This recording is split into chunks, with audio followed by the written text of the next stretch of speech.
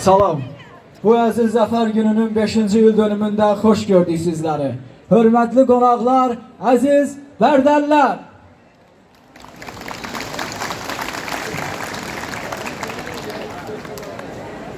Azərbaycan Respublikasının Prezidenti Cənab İlham Əliyevin 2020-ci il 3 dekabr tarixli sərəncamı ilə xalqımızın qüdrətinin və milli qürurumuzun təntənəsinə çevrilən misilsiz qələbənin əbədləşdirilməsi məqsədi ilə hər il noyabrın 8-nin Azərbaycan Respublikasında Zəfər günü kimi təntənəli şəkildə qeyd edilməsi qərarı alınmışdır. Tarixə yazılan Zəfər günümüz adlı tədbirimizi açıq elan edirik.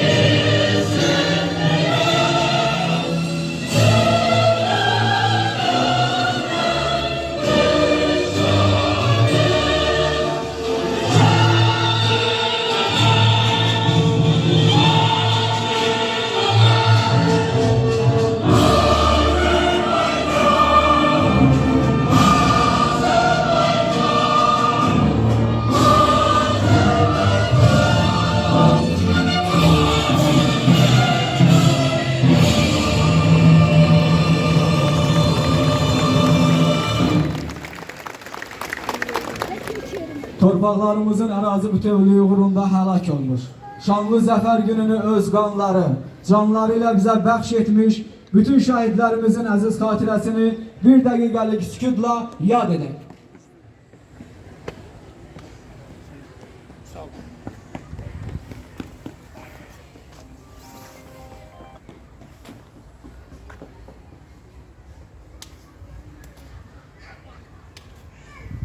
Allah şəhidlərimizə rəhmət eləsin. Çıxışçı söz verilir Bərdər rayon İcra Hakimiyyətinin başçısı Cənab Vidadi İsayevə.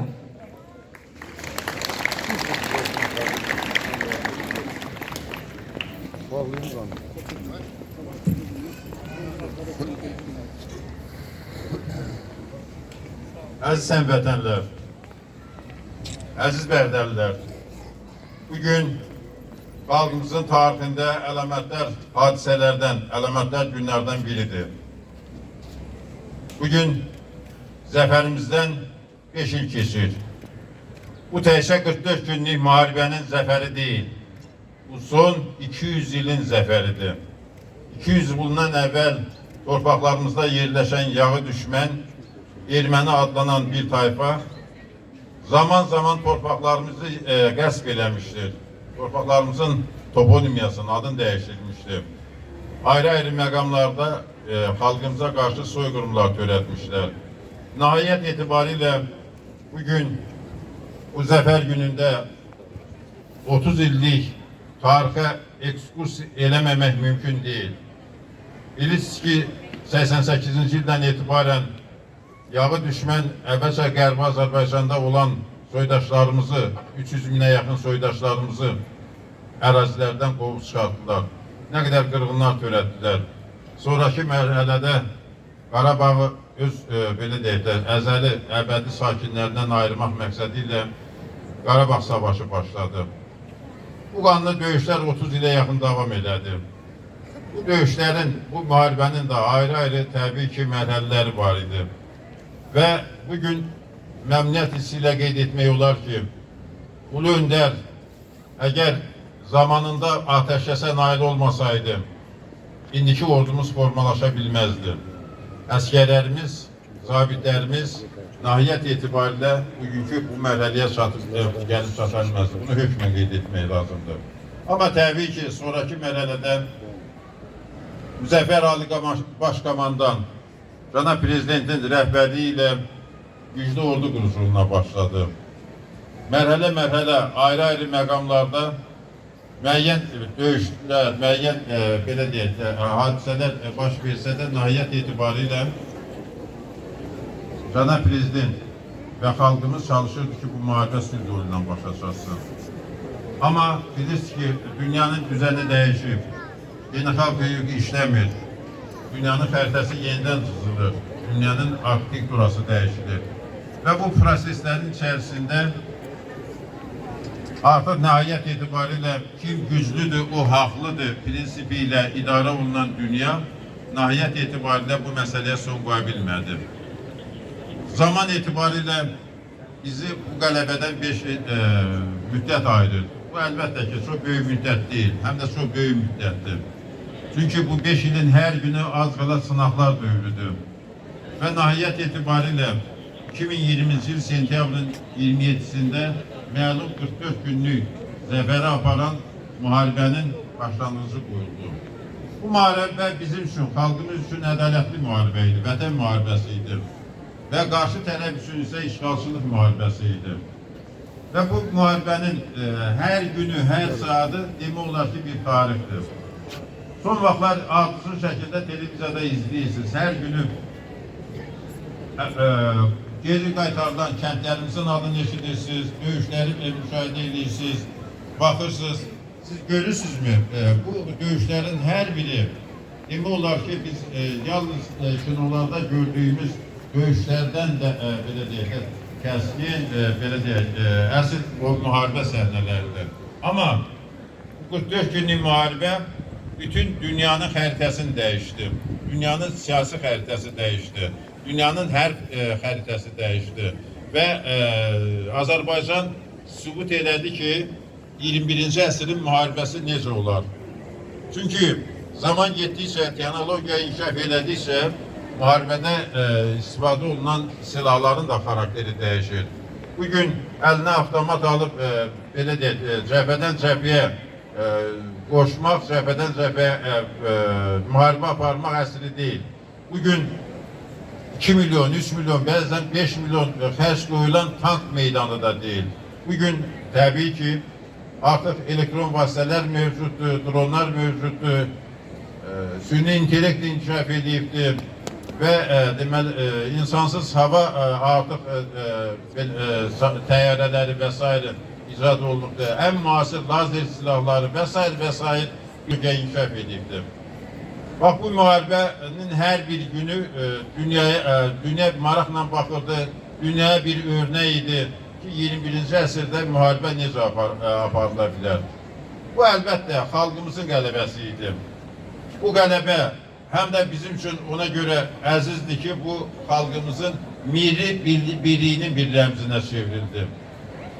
Bizim hamımız, o cümlədən deməli, bərdəlilər xüsusilə şahiddir ki, bu dövrün hər günü şəhidlərimiz gəlirdi, hər günü yaralılarımız gəlirdi və həmən dövrdə insanlarımız yumruq kimi birləşmişdi.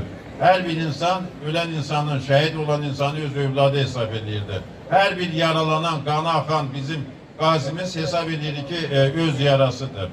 Və bütün bunların hamısı nahiyyət etibarilə bizim qələbəmizi şərtləndirdi. Eyni zamanda o dövrdə ayrı-ayrı rayonların alınması təbii ki, bizim üçün hər bir məqamda əziz idi, doğma idi, xoş xəbər idi. Amma təbii ki, Şuşanın alınması müharibənin kulminasiya nöqtəsi idi. Şuşa alınandan sonra biz artıq əmin idik ki, Qarabağ artıq bizimkidir. Və Qarabağda müharibə aparmaq, Qarabağda döyüşlər aparmaq kifayət qədər çətindir. Elə yerləri var, relyefi tamamilə Ağdam istiqamətində, düzən yerdədir, Füzuli istiqamətində. Amma elə yerləri var ki, sıldırım qayalıqlardır, dağlardır, təpələrdir. O relyefə uyğun şəkildə müharibə aparmaq sözün həqiqi mənasında bir şücaət istəyirdi. Bu deməli müharibədə bizim üçün əziz olan, bizim üçün yadda qalan məqamlardan biriydi ki, arxa cəbhə ilə ön cəbhənin sıx birliyi var idi. Baş verdi və qısa müddətdə davam edən antiterror əməliyyatı bizim heç birimizin, hətta strateglərin, tarixçilərin ağlına gəlməyəcək bir hadisə baş verdi. Ermənilər öz xoşu ilə torpaqlarımızdan rədd olub getdi. Bu əlbəttə çox vacib məsələ idi. Çünki bunların hər biri bir mikrob kimi bu torpaqlarda yaşayıb inkişaf eləmələrinə baxmayaraq, yaşayıb yaxşı güzəran görmələrinə baxmayaraq xalqımıza qənim kəsilmişdir. Əziz həmvətənlər, bugün xalqımız sevinçlidir. Bayaq bir dəqiqəlik sükutla biz şəhidlərimizi yad elədik. Bu tamamilə təbiidir. Biz bugün də onların qarşısında baş əyirik. Dünənləri biz hüquq mühafizə orqanlarından aktivlə bir yerdə şəhidlər xiyabanına baş əydik. Gül dəstələri qoyduq, şəhid ailələrindən görüşdük. Bu bizim borcumuzdur. Yəni biləsiniz ki, anım günündə təkcə yox, zəfər günündə də bizim şəhidlərimiz, şəhid ailələrimiz, qazilərimiz, yaralılarımız, müharibə veteranlarımız yaddan çıxmır. Və onlar bizim qızıl fondumuzdur. Zaman keçdikcə o insanların gənclərimizi hərbi vətənpərvərlik ruhunda böyütməsi üçün o insanların hər biri bir məktəbdir, hər biri bir müəllimdir, hər biri bir şəxsi nümunədir. Bax, bu mənada biz bugün də bunlara, o ailələrə hörmətlə yanaşırıq, onların xatirəsi əbədidir, həm dövlət qarşısında, həm insanlarımız qarşısında onların belə deyək, xidmətləri çox yüksəkdir. Allah şəhidlərimizə rəhmət eləsin, qazilərimizə can sağlığı versin və bugün onlar bizim fəxrimizdir, iftiharımızdır. Bugün Bakı şəhərində parad keçirilir. Bugün Azərbaycan yenidən dünyaya bir mesaj verir. Bax, bu mənim ordumdur. Bax, bu Azərbaycan ordusudur. Bu silahlı qüvvələr Azərbaycan adlı böyük bir məmləkətin silahlı qüvvələridir. Və bugün yeni silahlar təbii ki nümayiş olunacaqdır. Bugün müzəffər ordumuzun mətin addımlarını bütün dünya görəcəkdir. Və təbii ki bizi istəyən də, istəməyən də bu parada baxıb Azərbaycana bir daha qiymət verəcəkdir. Təbii ki bugün Azərbaycan dünya ölkələri üçün bir nümunədir. Həm barış qalib bir ölkə kimi bütün dünyaya nümayiş edətdirir ki, mənim ordum güclüdür, mənim silahlı qüvvələrim güclüdür, istənilən torpaqlarımızın müdafiəsinə hazırdır. Bax, bu hesab edirəm ki, çox vacibdir. Əziz həmvətənlər, bugün Qarabağ torpağında gül açır. Təkcə biz xarı bülbül deyirdik. Qarabağ torpağı elə bir torpaqdır, onun dışı da yazdı. Bugün Qarabağın üzü gülür. Bugün Qarabağda uyuyan bizim şəhidlərimizin, ulularımızın ruhu şaddır. Çünki artıq o torpaqlar bizimdir. 60 minə qədər insanımız artıq Qarabağa qayıdıbdır. Böyük köç başlayıbdır. Bərdəmizdə də artıq dən düşübdür və getdikcə daha çox alacaqdır və insanlarımız Qarabağda məskunlaşacaqdır. Qarabağda əvvəlki kimi əkəcəkdir, biçəcəkdir, torpağının sahibi olacaqdır. Və Cənab Prezident bu müharibə dövründə bir şüar irəli sürdü. Qarabağ bizimdir. Qarabağ keçmişdə bizim olubdur. Qarabağ bugün bizimdir və Qarabağ gələcəkdə də bizim olacaq. Əbədi bizim olacaqdır. Bu torpaqların əzəli, əbədi sakinləri Azərbaycan xalqıdır, Azərbaycan türkləridir və bugün nə yaxşı ki bu torpaqların minaları təmizlənir, yağı düşmənin izi o torpaqlardan silinir və insanlarımız artıq o torpaqda məskunlaşıb, məktəbə gedir, işləyir, əkir, biçir və özünü sözün həqiqi mənasında əvvəlkindən də yaxşı əhval-ruhiyyədə deməli öz torpağında hiss edir. Əziz həmvətənlər, eyni zamanda sabahları bayraq günüdür. Əgər xatırlayırsınızsa 44 günlük müharibənin hər birində harada biz zəfər çalırdıqsa, ora Azərbaycan bayrağı sancılırdı. Cənab Prezident Qarabağda olarkən Azərbaycanın hər bir rayonunda Azərbaycanın üç rəngli bayrağını qaldırdı. Və bugün sözün həqiqi mənasında bayrağımızın öz siyasi hüququ rəmzindən başqa həm də sözün həqiqi mənasında bir zəfər rəmzinə çevrilibdir. Harada Azərbaycan bayrağı var, insanlarımız onun qarşısında baş əyir. Başlarının üstündə çox qürurla dalgalandırır. Bugün Azərbaycan bayrağı günü, sabah Azərbaycan bayrağı günü bizim müstəqilliyimizin, suverenliyimizin daha bir rəmzidir. Biz əvvəllər də bayraq günü keçirirdik. Amma son 5 ildə biz qürurla, fəxrlə Azərbaycanın üç rəngli bayrağını dalgalandırırıq.